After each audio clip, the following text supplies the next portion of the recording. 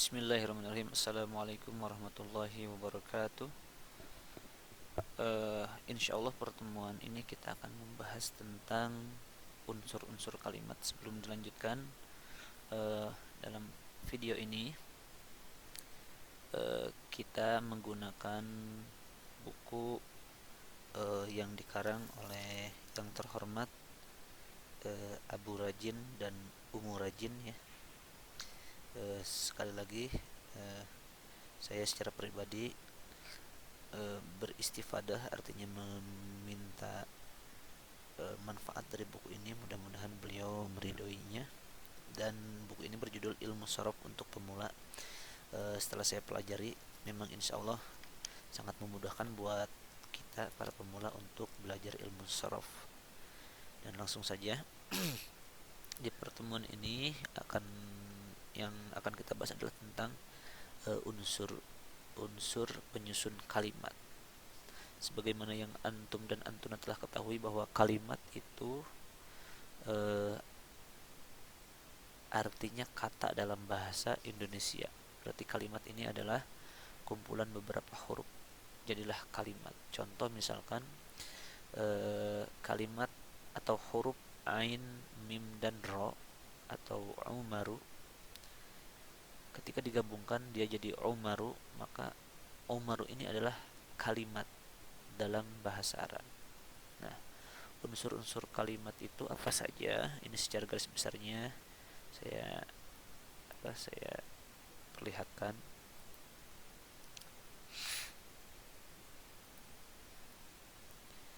Jadi ada kalimat fi'il, ada kalimat isim, dan kalimat huruf. Fi'il itu sendiri ada fi'il madi, mudhari, amar. Kemudian isim itu ada dua, berdasarkan adadnya atau berdasarkan jenisnya. Berdasarkan jenis ada mu'annas, ada mudzakkar. Berdasarkan adad ada mufrad, mu'annas, dan jama'. Kemudian jama' itu terbagi menjadi jama' taksir, jama' mudzakkar salim, jama' mu'annas salim. Ciri jama' mudzakkar salim ada waw dan nun di akhirnya, kemudian ada iya dan nun. Contoh muslimuna atau muslimina. Ciri jama' mu'annas salim ada alif dan ta di akhirnya. Contoh madrasatun, jadi madrasatun. Musanna, cirinya ada dua, tambah alif dan nun. Contoh misalkan kolamun, mufradnya musananya kolamani atau kolamaini, tambah ya dan nun. Nah, ini gambaran singkat materi yang akan kita bahas pada pertemuan ini, yaitu tentang unsur-unsur kalimat. Baik, langsung saja.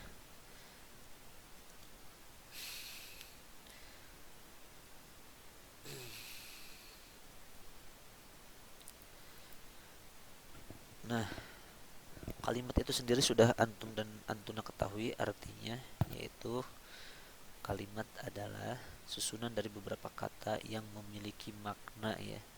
Jadi susunan beberapa kata yang memiliki makna. Kenapa memiliki makna?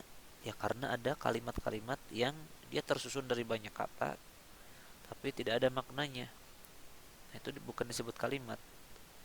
Atau istilah lain, jumlah mufidah, harus mufid, harus berfaedah. Nah, di sini kalimat atau unsur penyusun kalimat itu ada tiga. Yang pertama fi'il, yang kedua isim, yang ketiga huruf. Contoh misalkan yadhabu zaidun ilal madrasati. Nah, kalimat yadhabu zaidun ilal madrasati ini adalah kalimat yang sempurna. Artinya dia sudah tersusun dari fi'il, isim, dan huruf. Yadhabu sendiri itu merupakan kalimat fi'il, zaidun kalimat isim, ila huruf, dan al madrasati dia isim. Nah, namun sesungguhnya secara umum kalimat atau kalimat dalam bahasa Arab itu seluruhnya hanya terdiri dari tiga unsur ini. Jadi hanya terdiri dari isim, fi'il, dan huruf saja. Contoh misalkan Al-Quran seluruhnya terdiri dari tiga unsur ini aja, ada unsur fi'il, isim, dan huruf. Atau kitab-kitab bahasa Arab semuanya hanya terdiri dari tiga unsur ini, kalimat isim, fiil, dan huruf saja. Jadi sebenarnya mudah ya, mudah insya Allah mempelajari bahasa Arab. Yang penting kita sudah mengetahui unsur-unsur penyusunnya apa saja.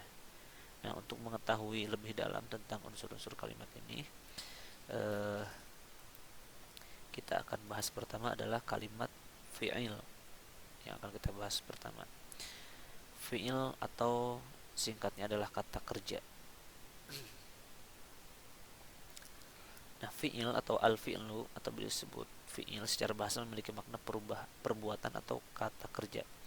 Sedangkan dalam istilah ilmu nahwu, fi'il ini adalah kalimatun dalat ala makna fi nafsiha waqtaronat atau waqturinat bijamanin wad'an.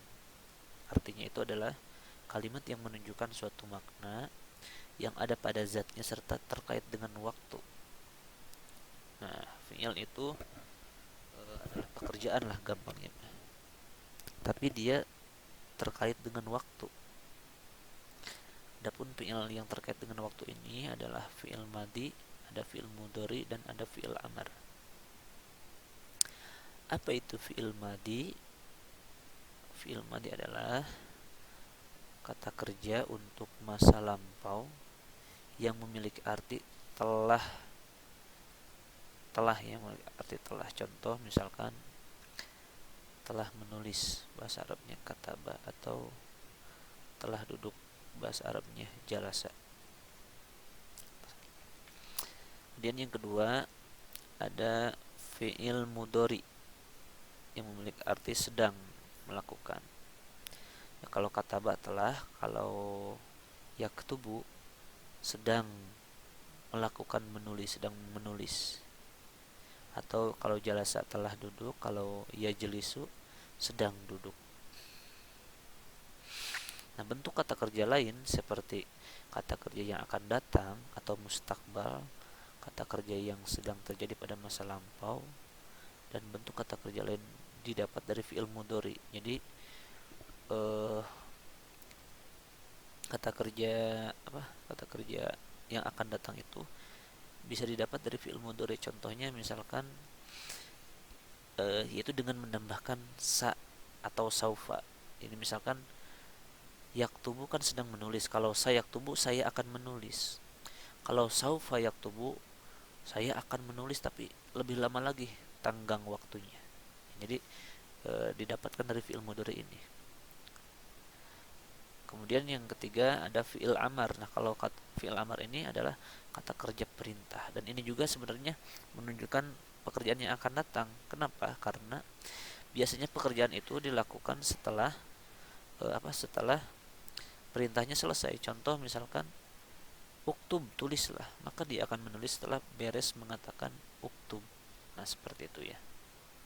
Jadi fi'il itu ada tiga, ada fi'il madi, fi'il mudhari, dan fi'il amar. Kemudian yang kedua, ciri-ciri fi'il. Nah, untuk mengetahui fi'il ada dua caranya. Yang pertama, yang paling mudah itu adalah dengan mengetahui artinya. Misalkan yadhabu zaidun ilal madrasati. Yadhabu itu kita misalkan tahu artinya pergi, maka sudah saja kita kasih keterangan bahwa yadhabu itu adalah fi'il. Nah, gimana kalau tidak tahu artinya? Yang kedua, kalau tidak tahu artinya, ketahui ciri-cirinya. Apa saja ciri fi'il? Ciri fi'il itu yang pertama, sebelum dilanjutkan, ini ada 4 ciri fi'il, tetapi sebenarnya ini hanya sebagian saja. Artinya masih ada ciri-ciri fi'il yang lain. Jadi ini mah ciri fi'il yang mesti kita hafal saja, kita ketahui saja, dan yang sering muncul. Misalkan yang pertama saufa ya, saufa, kalla saufa ta'lamun. Nah, ada saufa di depannya, maka ta'lamun ini adalah fi'il karena didahului oleh saufa. Kemudian didahului oleh qad aflahal mu'minun, maka kalimat aflah ini adalah fi'il. Kemudian sayaqulu, yaqulu ini adalah fi'il karena didahului oleh sa. Kemudian diakhiri ta tanis. Misalkan kita qalat. Nah, qalat ini artinya telah berkata, dan tak tanis di sana menunjukkan dia adalah ciri fi'il. Catatannya, Bila antum dan antuna eh, menemukan di dalam Al-Quran atau hadis atau teks bahasa Arab yang lainnya, kemudian ada ciri-ciri fiil tersebut baik di depannya ataupun kayak yang terakhir tak tanis di belakangnya, maka bisa dipastikan itu semua adalah bentuk kalimatnya adalah fi'il. Akan tetapi tidak semua fi'il itu datang dengan ciri-ciri tersebut. Artinya apa? Artinya mungkin bukan hanya itu saja ciri-ciri fi'il itu, atau bahkan ada juga fi'il yang berdiri sendiri tanpa ciri yang menyertainya. Nah, ini catatannya ya. Kemudian yang selanjutnya yang akan kita bahas adalah pengelompokan fi'il. Jadi fi'il itu ada dua. Yang pertama ada fi'il lazim. Jadi fi'il lazim, yang pertama ada fi'il lazim dan ada fi'il muta'addi. Fi'il lazim ini, jadi pembagian ini adalah berdasarkan kebutuhannya terhadap objek. Fi'il dibagi menjadi ada yang butuh objek atau fi'il muta'addi, dan ada yang tidak butuh objek atau fi'il lazim. Contoh fi'il muta'addi nasoro, nadoro, dan contoh fi'il lazim zahaba, jalasa. Itu berdasarkan atau pembagian fi'il berdasarkan kebutuhannya terhadap objek atau tidak butuh objek. Kemudian yang kedua ada fi'il sahih dan fi'il mu'tal. Nah, ditinjau dari huruf penyusunnya, fi'il dibagi menjadi dua, yaitu fi'il sahih dan fi'il mu'tal. Fi'il sahih itu apa? Fi'il sahih adalah fi'il yang penyusunnya terbebas dari huruf ilat, dan sebaliknya fi'il mu'tal itu adalah fi'il yang huruf penyusunnya mengandung minimal salah satu dari 3 huruf ilat, yaitu alif, waw, dan ya, baik pada awal, di tengah, atau di akhir. Contoh fi'il mu'tal misalkan soro, ini di tengah ya ada huruf ilat yaitu huruf alif. Atau roma, artinya melempar, ada huruf ya di akhirnya. Atau khosya, takut, wako, menjauhi, khosya ada huruf ya di akhirnya, wako ada huruf ya di akhirnya. Nah, itu ya. Fi'il mu'tal ini memiliki tasrif yang sedikit lebih rumit karena susunan hurufnya seakan tidak mengikuti wazan fa'ala. Silahkan bandingkan misalkan soro dengan fa'ala, maka tidak dapati bahwa dari segi susunan hurufnya seperti tidak sama ya. Lain halnya jika dengan fi'il sahih dhahaba misalkan ya, maka sebanding dengan fa'ala, dimana kedua kata ini sama-sama tersusun dari 3 huruf yang berbaris fathah ketiganya. Beda dengan soro dengan fa'ala atau kola dengan fa'ala. Oleh karena itu, fi'il sahih dan fi'il mu'tal terbagi lagi menjadi beberapa jenis. Jadi kita tidak akan bahas di sini untuk lebih dalamnya.